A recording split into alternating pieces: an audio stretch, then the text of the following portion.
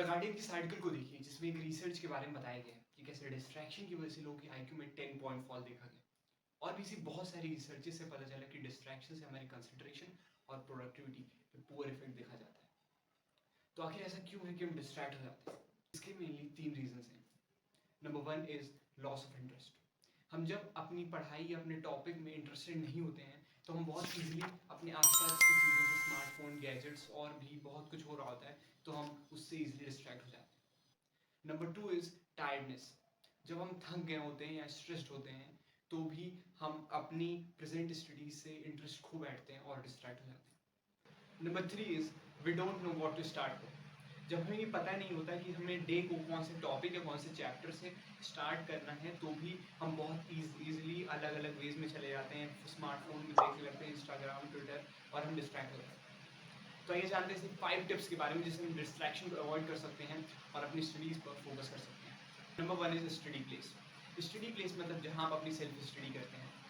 आपका study place में desk और चेयर होनी चाहिए, ना कि कोई बेड या सोफा जहाँ पर आप कंफर्टेबली बैठ के पढ़ें। और वो स्टडी प्लेस आपका फिक्स होना चाहिए जहाँ पर आप केवल पढ़ाई करें और कुछ नहीं। अगर आपको कोई और ब्रेक्स लेने हो या म्यूजिक सुनना हो या कुछ देखना हो तो आप वहाँ से हट के देखें, जिससे ये डिसाइडेड रहे कि इस प्लेस पर आप केवल पढ़ाई करेंगे, इसके अलावा कुछ नहीं करेंगे। और आपका स्टडी प्लेस में बहुत सारी बुक्स पाइल्ड अप नहीं होनी चाहिए, कि आप जो पढ़ रहे हैं उसके अलावा भी बहुत सारी बुक्स हैं।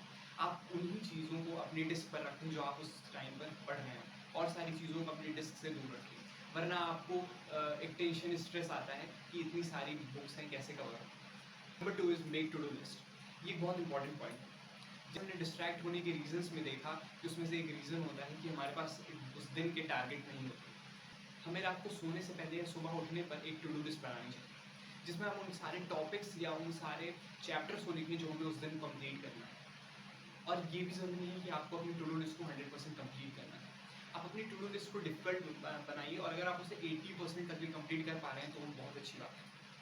और जब आप उस टू डू लिस्ट को कंप्लीट करने के बाद उस सर्कल्स पे टिक करते हैं तो आपको बहुत अच्छी फीलिंग होती है। वो एक रिवॉर्ड की फीलिंग होती है जो कि बहुत इंपॉर्टेंट है। वो आपको मोटिवेट करने में हेल्प करती है।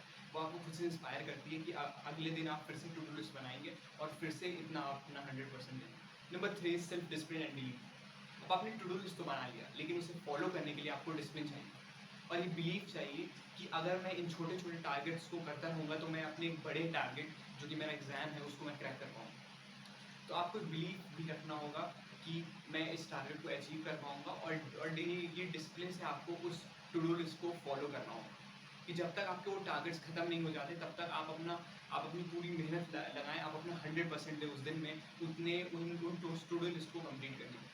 आप नंबर 4 इज़ हेल्थ, जो कि बहुत इंपॉर्टेंट है, क्योंकि अगर आपकी हेल्थ सही नहीं होगी तो आप सही से पढ़ नहीं पाएंगे। अब आप अपनी हेल्थ को सही रखने में सबसे पहली चीज़ आती है स्लीप। आपको मिनिमम 6 आवर्स की स्लीप लेनी चाहिए, जैसा कि साइंटिफिक स्टडीज़ में प्रूव है। आप ऐसा मत सोचिए कि अगर मैं 2 आवर्स अपनी स्लीप का कट करके पढ़ाई करता हूँ तो वो 2 आवर्स मुझे एक्स्ट्रा मिल जाते हैं। बल्कि वो 2 आवर्स आपको एक्स्ट्रा मिल जाएंगे उस दिन के लिए, लेकिन आपका उतना फोकस नहीं रहेगा, क्योंकि 6 आवर्स की स्लीप मिनिमम ये नेसेसरी है आपके माइंड को रिचार्ज करने के लिए और रिफ्रेश करने के लिए। अब हेल्थ को सही रखने का सबसे अच्छा तरीका है मेडिटेशन। आप सुबह केवल शांति से बैठ जाएं और 5 मिनट्स के लिए मेडिटेट करें डेली। इससे आपका टाइम भी बहुत नहीं जाएगा और आप सुबह आपको एक अच्छा स्टार्ट मिलता है, एक बूस्ट मिलता है इन द मॉर्निंग। और अगर आपकी मॉर्निंग अच्छी होती है तो आपका पूरा दिन अच्छा जाता है। Number 5 is use take wisely.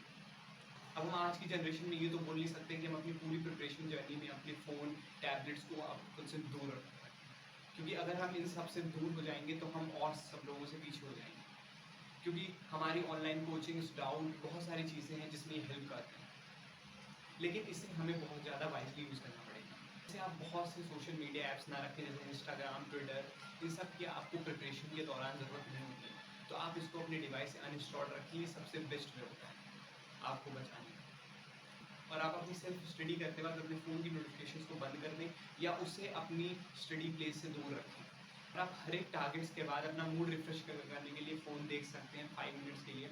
आप म्यूज़िक सुन सकते हैं या कुछ ऐसी चीज़ कर सकते हैं जिससे आपको फिर से एक बूस्ट मिल जाए। लास्ट में यही कहूँगा कि अगर आप इन दी हुई 5 टिप्स को पूरी तरह से फॉलो करते हैं तो आपको कोई भी गैजेट या कोई भी और चीज़ डिस्ट्रैक्ट नहीं कर सकता।